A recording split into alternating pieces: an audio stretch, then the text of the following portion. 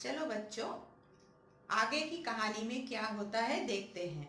हमने अब तक देखा कि लेखक ने अपने बड़े भाई साहब की बात को सुनकर उनकी डांट फटकार सुनकर उनके मन में अनुशोचना होती है कि उन्होंने पढ़ाई के समय पढ़ाई का वक्त बर्बाद करके खेल कूद में लगा दी।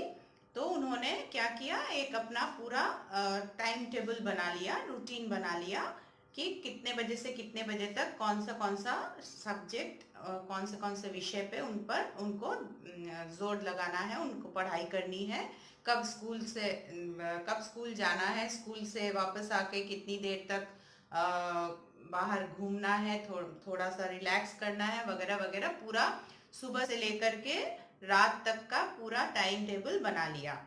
आगे देखते हैं कि क्या होता है। टाइम टेबल बना लेना एक बात है, उस पर अमल करना दूसरी बात।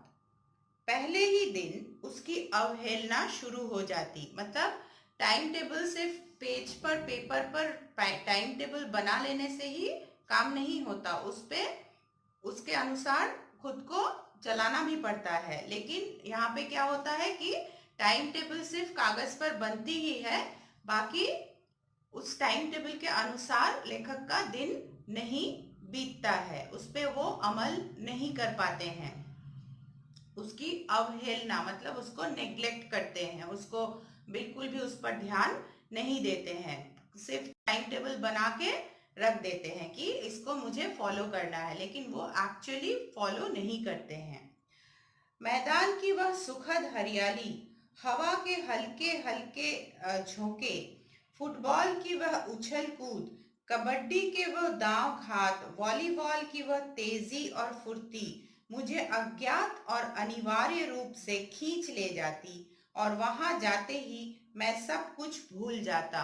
मतलब उन्हें जैसे ही वो पढ़ने बैठते वैसे ही उनको याद आने लगता कि मैदान में अभी इस समय मैदान में फुटबॉल खेल रहे होते, फुटबॉल में एक दूसरे से फुटबॉल को दखल में लाने के लिए कसरत कर रहे होते, या फिर वॉलीबॉल खेलते, या फिर कोई और खेल खेलते। तो वो खुले मैदान में दौड़ने भागने का एक अलग ही सुख होता है, वो उनको याद आ जाता जब भी वो पढ़ाई के लिए बैठ जाते, और फिर वो पढ़ाई भूल करके मैदान में वापस आ जाते। वह जानलेवा टाइम टेबल, आंख फोड़ पुस्तकें किसी की याद न रहती, और भाई साहब को नसीहत और डांटने का अवसर मिल जाता। वो फिर से मैदान में जाके खेलकूद में मन लगा लेते और पढ़ाई को भूल जाते, और फिर से बड़े भाई साहब उनके जो थे उनको एक बार फिर से मौका मिल जाता कि उनको डांटने के लिए, उनको सलाह देने के लिए। मैं उनके साए से भागता, उनकी आंखों से दूर रहने की चेष्टा करता, कमरे में इस तरह दबे पांव आता कि उन्हें खबर न हो। उनकी नजर मेरी ओर उठी और मेरे प्राण निकले। हमेशा सिर पर एक नंगी तलवार सी लटकती मालूम होती, फिर भी जैसे मौत और विपत्ति के बीच भी आदमी मोह और माया के बंधन में जकड़ा रहता है। मैं फटकार और घुड़कियां खाकर भी खेल कूद का तिरस्कार न कर सकता। तो वो कह रहे हैं कि उनको अब बड़े भाई साहब से डर लगने लगा था कि कैसे वो जब भी बाहर जाते और लौटते जब कमरे में, तो उनको डर लगता कि अब पकड़ा जाऊंगा, अब फिर से डांट पड़ेगी। तो हमेशा एक मन में उनका एक खलबली उनकी मची रहती कि बड़े भाई साहब पकड़ेंगे और फिर डांटेंगे मुझे। तो इसलिए वो हमेशा बड़े भाई साहब से दूर रहने की कोशिश करते। लेकिन इतनी मुश्किलों से भी उनके मन में से खेल कूद के प्रति जो लगाव था वो दूर नहीं हुआ, वो खेल कूद के प्रति लगाव उनका बना रहता है। वार्षिक परीक्षा हुई, भाई साहब फेल हो गए, मैं पास हो गया और दर्जे में प्रथम आया। तो एनुअल एग्जाम हुआ जिसमें बड़े भाई साहब हमेशा किताब के सामने बैठे रहते हुए भी फेल हो गए, और लेखक जो है वो न कि अव्वल नंबर से पास हुए बल्कि क्लास में फर्स्ट आए। मेरा और उनके बीच में केवल 2 साल का अंतर रह गया। वो उनसे 5 साल के बड़े थे, लेकिन 3 क्लास ऊपर पढ़ते थे। लेकिन अब क्या होता है कि वो एक बार फिर से फेल कर जाते हैं बड़े भाई साहब, और लेखक पास करने के कारण वो उन दोनों के बीच में 2 क्लास का फासला होता रह जाता है। जी में आया भाई साहब को आड़े हाथों लूं, आपकी वह घोर तपस्या कहाँ गई? मुझे देखिए, मजे से खेलता भी रहा और दर्जे में अव्वल भी हूँ। तो लेखक सोचते हैं कि एक बार जाके भाई साहब को दिखाता हूँ अपना रिजल्ट, कि देखो कहाँ आपका वो अनुशासन, आपका वो डिसिप्लिन भरा हुआ पढ़ाई का टाइम टेबल, और कहाँ मैं खेल कूद के बावजूद भी इतना अच्छा नंबर लाके पास किया, क्लास में फर्स्ट आया।